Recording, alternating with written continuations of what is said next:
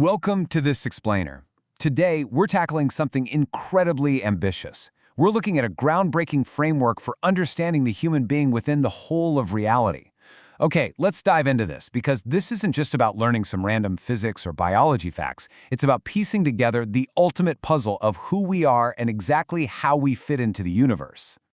So, how can we understand the human being as a whole? I mean, humans have always asked the big questions, right?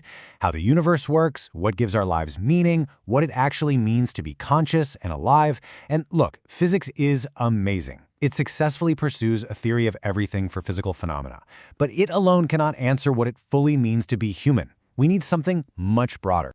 And, well, that brings us to a major challenge. Modern knowledge has become highly fragmented. We tend to study humanity in these totally separate, specialized pieces. You've got science over here, philosophy over there, religion, art, economics, all stuck in their own isolated silos. Each discipline examines just one tiny aspect of reality, which often leaves us without a unified framework to actually connect these fields together. To fix this fragmentation, we need a new roadmap. First, science and physical structure. Second, society and shared meaning. Third, spirituality and direct awareness. And finally, integrating the three dimensions. Part 1. Science and Physical Structure. The fundamental question of science is simple, but man, is it profound. How does reality work? Science begins with observation. The natural world presents phenomena that we can measure, compare, test, and model. Through systematic inquiry, we discover the regularities of nature and use mathematics to express them with just incredible precision. Notice the progression of our understanding here. From astronomy and physics, right down to chemistry, biology, and neuroscience, these scientific fields progressively map out the physical structures, systems, and mechanisms of our universe. We uncover relationships and laws that give us a really powerful public form of knowledge, claims that can be tested, replicated, and shared by literally anyone. But, science does have a boundary. Consider this. Can science actually tell us what it feels like to experience pain? It can definitely tell us how a nervous system functions. It can explain the evolutionary history of human beings and the physical conditions of consciousness. But it doesn't exhaust the subjective, first-person reality of experiencing that pain.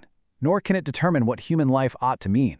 Science gives us the absolutely indispensable dimension of structure. But structure alone isn't the whole human world. Because human beings don't just exist in a cold, physical environment. We live in a warm, incredibly complex world woven together by connection and significance.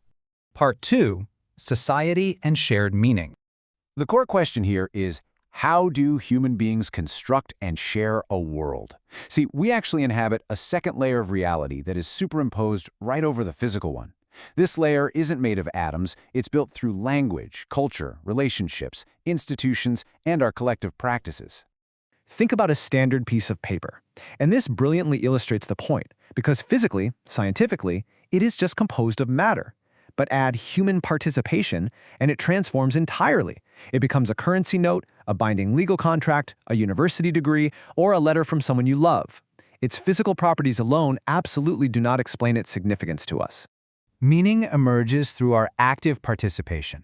Through language, we establish agreements and build institutions, like governments and markets, to stabilize these meanings across generations. This intersubjective world is where ethics, justice, and dignity arise. Society gives us this essential dimension of meaning. But we have to ask ourselves, elaborate systems of meaning exist, sure, but what if individuals still feel deeply alienated?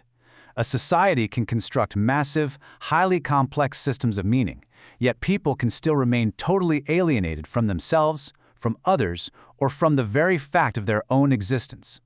Meaning alone is not enough, which leads us to the final domain of human experience. Part 3. Spirituality and Direct Awareness. The fundamental question of spirituality is, what is it like to exist and experience reality? Now, it's really important to understand that spirituality here is not defined as adherence to supernatural dogma or some specific religious doctrine. Rather, it is the rigorous, simple investigation of first-person experience. It asks, before we construct theories about the universe or build massive institutions, what is this immediate experience of simply being alive? It all starts with the immediate field of first-person experience, the raw, everyday components of awareness. Seeing, hearing, feeling, thinking, remembering, desiring, and yes, even suffering. Contemplative traditions have developed highly systematic methods to observe these exact phenomena. From the deep inquiries of Indian philosophical tradition spanning millennia, to Buddhist investigations of consciousness, to modern mindfulness practices, this is all about turning attention toward experience itself. Notice how this builds our complete understanding. Science studies reality from the outside, while spirituality investigates experience from within.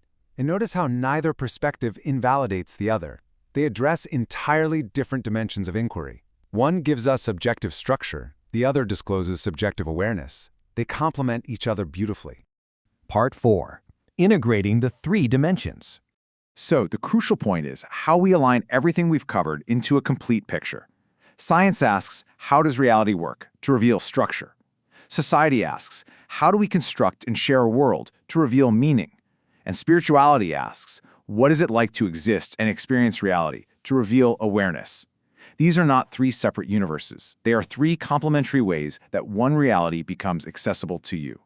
We can also view these as three directions or movements of human inquiry. First, we look outward to understand the structure of the universe through science. Second, we look across to understand one another and build shared meaning in society. Third, we look inward to understand experience and awareness itself. The human journey isn't just outward or inward. It is both.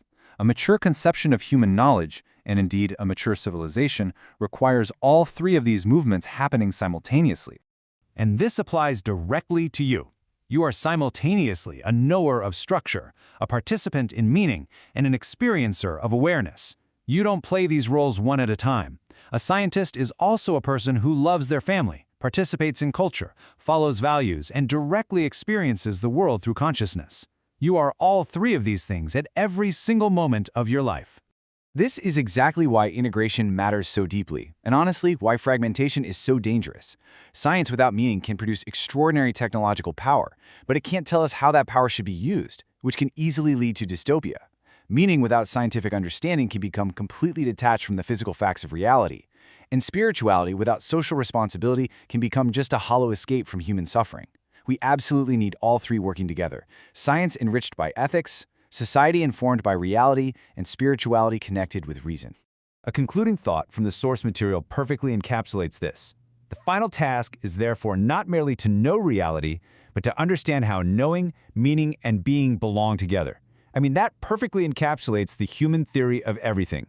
It seeks to reunite what modern specialization has so often separated: our objective knowledge, our intersubjective meaning, and our subjective experience. So, I want to leave you with this provocative question today. How will you balance knowing the world, living meaningfully with others, and awakening to your own being? Because the fully integrated human journey is about bringing these three dimensions into a coherent whole. Thank you so much for joining me on this explainer, and I really hope this framework empowers you to see the world and your place in it in a profoundly new and unified way.